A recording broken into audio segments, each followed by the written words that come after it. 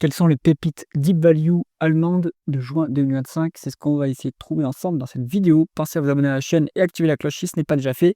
On commence tout de suite avec les paramètres de ce screener deep value. On prend les cotations principales d'entreprises qui se négocient en Allemagne et qui appartiennent à des industries qui ne sont pas exclues de la liste. C'est-à-dire pas d'immobilier, pas d'automobile, pas d'assurance, pas de banque et pas de biotech ni de pharmaceutique.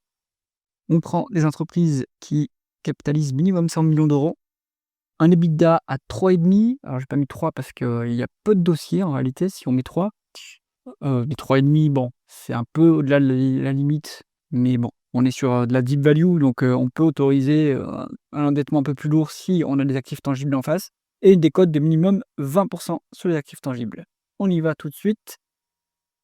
Les colonnes de cet écran, on a ici le symbole de cotation boursière, le nom de l'entreprise, l'industrie dans laquelle elle opère, la capitalisation boursière en dollars US, on l'a pas en euros dans cet écran, croissance du chiffre d'affaires en rythme annualisé sur 5 ans, les multiples de valorisation par rapport au flux, intéressant, et aussi les multiples de valorisation par rapport aux actifs tangibles, c'est ce qui nous intéresse le plus ici, le rendement des capitaux investis, l'endettement en termes de dette nette sur EBITDA, le rendement du dividende, s'il y en a un, le rendement de l'actionnaire, s'il y a des rachats d'actions ou des émissions de nouvelles actions, potentiel, en tout cas, les free cash flow par rapport au bénéfice net et le payout ratio, ici, qui est la proportion de bénéfices versés en dividende. Première entreprise de notre liste, c'est Wacker Chemie. Je ne sais pas comment ça se prononce, entreprise de la chimie.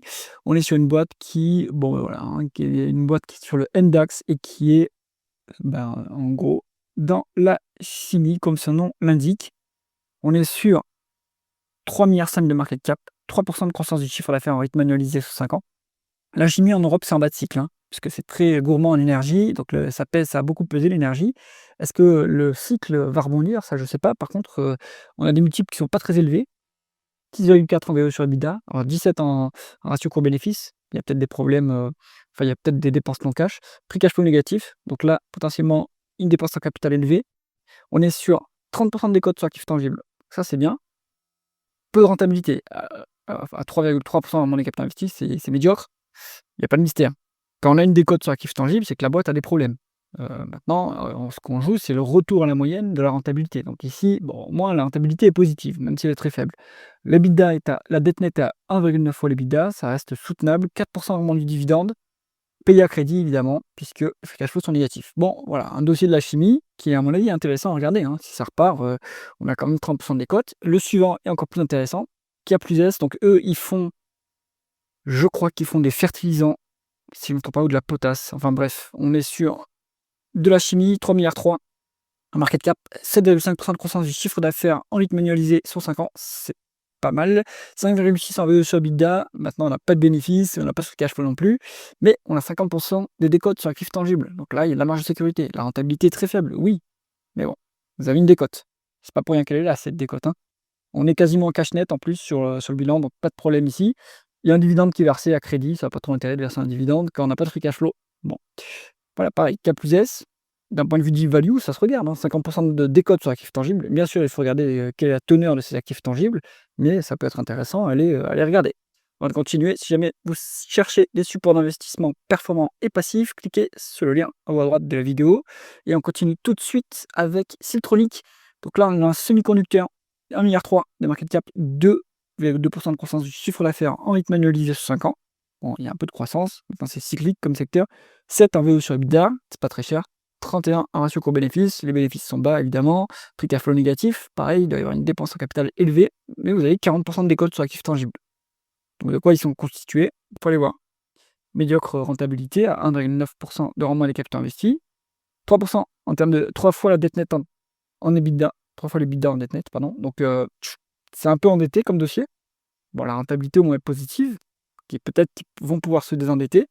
Vous avez 0,5% de rendement du dividende et 3% de rendement de l'actionnaire. Je ne vois pas l'intérêt de racheter des actions. Enfin, si racheter des actions, c'est pas si mal, mais verser un dividende, on n'a pas de free cash flow, donc en fait, même les deux ne sont pas très intéressants. Il ferait mieux on va essayer de rembourser la dette plutôt. Donc, un peu plus dangereux ici, on a quand même pas mal de dettes. Sur le suivant aussi, on est sur Verbio, donc eux, ils font des biocarburants. Voilà, comme son nom l'indique. Petite boîte, enfin, petite boîte. Allez, on est sur une petite mid-cap, 800 millions de dollars de market cap, 16% de croissance du chiffre d'affaires en rythme annualisé sur 5 ans, c'est quand même pas mal comme croissance. 16,5 en VE sur EBITDA, ça c'est cher par contre. On a 20% de décote sur actifs tangibles, la rentabilité négative, donc on fait les pertes opérationnelles, trop de dette nette sur EBITDA, on a 3,4 fois, et ils versent en dividende à crédit, c'est pas intéressant. Donc Verbio plutôt à l'écart. Ensuite, LS Invest, c'est une boîte qui opère dans le tourisme et qui gère des hôtels, hein, à mon avis des centres de loisirs.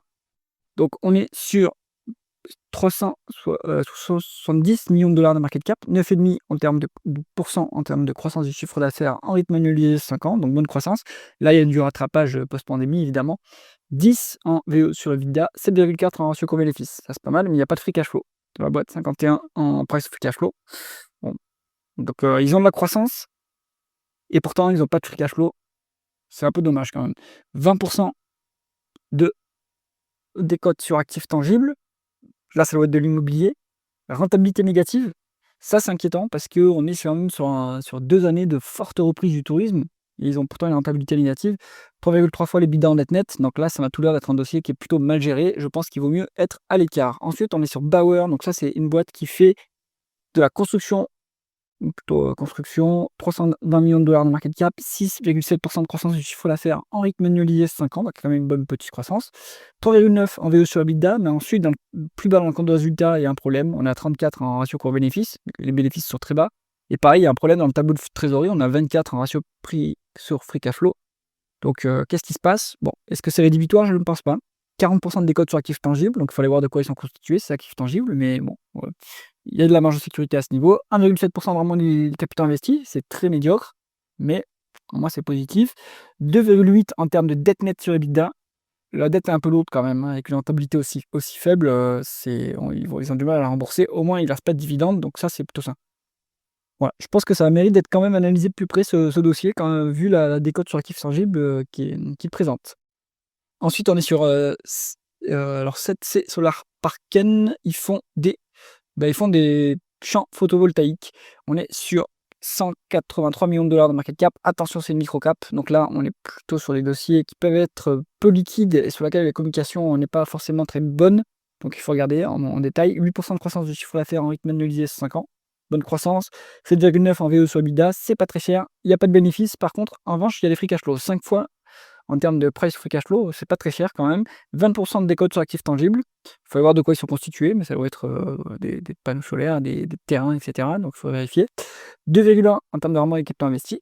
C'est pas terrible, mais moi c'est positif. 3,2 en termes de dette nette sur EBITDA. Ça c'est un peu endetté quand même. Attention, c'est un peu dangereux. Il y a potentiellement des rachats d'actions, il faut voir si elles sont annulées derrière. La boîte a, à mon avis, les moyens de faire ces rachats d'actions, hein, vu qu'elle a des free cash flow quand même assez élevés. Bon, bah, vous avez quand même de quoi faire dans cette liste, hein. Donc, moi, les plus intéressants, je pense que c'est aller voir dans la chimie, hein, Wacker et K plus S, ça a l'air pas mal. Et plutôt, ensuite, et plutôt Bauer. Je pense aussi que ça mérite d'être analysé de plus près. J'espère que cette vidéo vous a plu. Si c'est le cas, mettez un pouce vers le haut et pensez à vous abonner à la chaîne. À bientôt!